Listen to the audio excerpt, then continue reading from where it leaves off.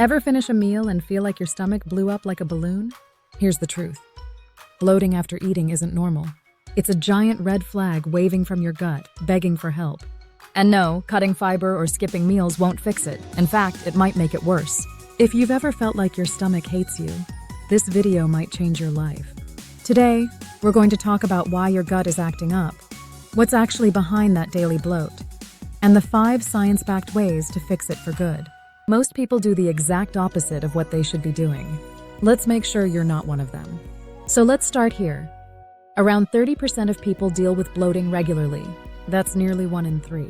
And yet, we all just brush it off like it's the price we pay for enjoying a good meal. Oh, I just ate too much. It's probably the beans. Guess I shouldn't have had that broccoli. But what if I told you bloating isn't your fault? It's your gut's way of crying out for help. The problem is, most of the advice we get about digestion is just bad. Take this classic one. Just avoid fiber. Ever heard that? Well, let me put it this way. Cutting fiber is like pulling water from a dying plant because it's wilting. Fiber isn't the enemy. It's the fuel. So what is the problem? Your gut microbiome, the invisible jungle of bacteria inside you, has been thrown totally out of whack. Your microbiome is like a factory that runs 24/7. It helps you digest food properly, make vitamins your body can't, regulate inflammation, and keep your immune system sharp. But once that system breaks down, chaos takes over. Instead of smoothly digesting your food, your gut starts fermenting it like some creepy science experiment gone wrong.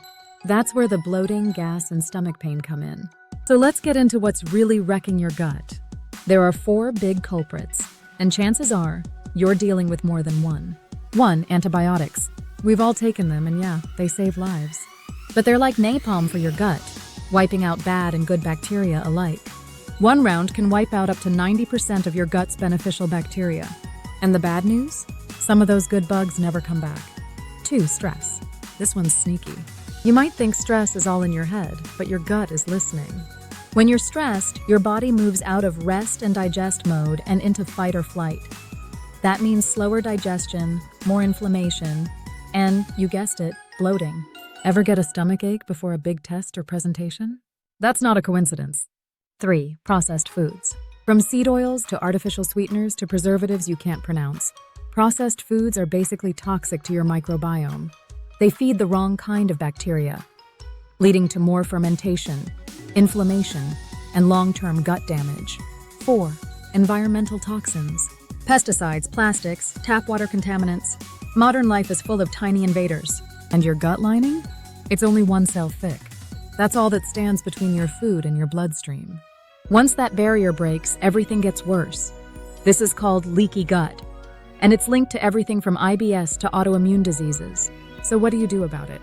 Here's the 5-step game plan to rebuild your gut, reduce bloating, and finally enjoy food again, without feeling like you swallowed a basketball. Step 1. Remove your gut's biggest enemies. For 3-4 weeks, cut out the most common triggers: gluten, dairy, sugar, artificial sweeteners, alcohol. This is your reset period. Think of it like cleaning house before redecorating. Most people feel 50 to 70% better just from doing this. That alone can be a massive relief. And listen, this isn't forever. It's just a few weeks to give your gut the breathing room it needs to start healing. Step 2. Reintroduce fermented foods. These are your gut's best friends. Real fermented foods are packed with live bacteria, aka probiotics. The right kind of bacteria can rebuild your microbiome and kickstart digestion again. Add things like yogurt, the unsweetened kind, kimchi, sauerkraut, kefir. In one Stanford study, participants who added fermented foods to their diet saw a 30% increase in microbiome diversity in just 6 weeks. That's huge. A more diverse gut yields a stronger, more resilient body. Step 3. Feed the good guys. Now that you've planted the right bacteria, you've got to feed them. That's where prebiotics come in, basically fiber that your good bacteria love to eat. The best sources? Garlic, onions, green bananas, asparagus, Jerusalem artichokes. It's like fertilizer for your internal garden. The more you feed your good bacteria, the more they'll grow and crowd out the bad guys. And don't fall into the trap of cutting fiber just because it makes you feel worse at first. That's usually a sign your gut's struggling. Stick with it, go slow, and give it time. Step 4. Hydrate like it's your job. Water is the unsung hero of digestion. Without it, your body can't break down food properly, Move fiber through your system. Absorb nutrients. Flush out toxins. Aim for at least half your body weight in ounces every day. So if you weigh 160 pounds, try to drink 80 ounces of water daily. Not soda. Not juice. Water. Oh, and here's a secret weapon. Drink a glass of warm water with lemon first thing in the morning. It helps wake up your digestive system and gets things moving. Literally. Step 5. Replenish your magnesium. Did you know up to 75% of people are deficient in magnesium? This mineral helps. Relax your intestinal muscles. Keep bowel movements regular. Power over 600 different enzymes that your body relies on every single day. Low magnesium equals tight muscles, sluggish digestion, and yes, more bloating. You can get magnesium from foods like pumpkin seeds, spinach, dark chocolate. Yes, really. Avocados. Or consider a magnesium glycinate supplement if your levels are really low. But check with your doctor before starting anything new. All right, bonus time. Because all of that still won't work if this one thing is off. Your stress. Stress is like pouring gasoline on an already inflamed gut. Just 10 minutes of daily meditation has been shown to activate your parasympathetic nervous system, aka rest and digest mode. This isn't some woo-woo nonsense. It's real science. And here's a super underrated tip. Go for a 15-minute walk after your biggest meal of the day. Research shows it can cut bloating by up to 50%. It's simple, it's free, and it works. Here's the big takeaway. Your body isn't broken. It's protective. It's trying to talk to you. Bloating is just one way it's waving a red flag.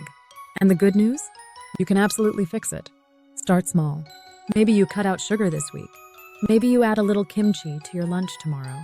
Maybe you chug some water before your next meal instead of downing a soda. These tiny changes add up faster than you think. And soon that post-meal bloating? Gone. You'll be eating your favorite foods again without pain, without discomfort, and without unbuttoning your jeans under the table. That feeling of a calm, flat, happy stomach? That's not a dream. That's how your body is meant to feel. So now the question is, what's the one change you'll make today? Because your journey to a happier, healthier gut starts now. If this video helped you even a little, hit that like button and subscribe to The Upgrade Life. We've got more no fluff, real health tips coming your way.